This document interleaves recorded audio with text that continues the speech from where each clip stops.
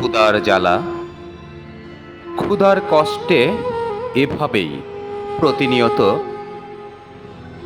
ময়লার ভিতরে পচা নোংরা জায়গায় খাবার খুঁজছে। কেউ একজন বস্তার ভিতরে ময়লা রেখে গিয়েছিল। সেই ময়লার ভিতর থেকে খুঁড়ে খুঁড়ে খাবার খুঁজছে এবং সেই পচা দুর্গন্ধ খাবার খাচ্ছে একজন মানসিক প্রতিবন্ধী লোক।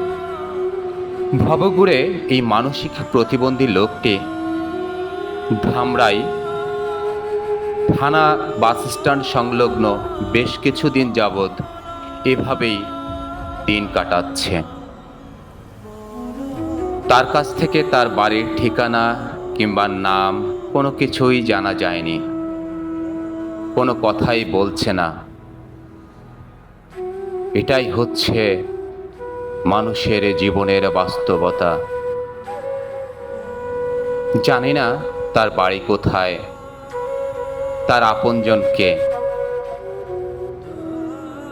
যদি কেউ চিনে থাকেন তাহলে আমার সাথে যোগাযোগ করুন।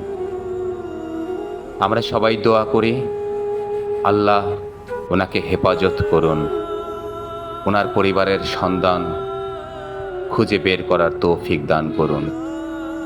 আল্লাহ ওনাকে সুস্থতা দান করুন।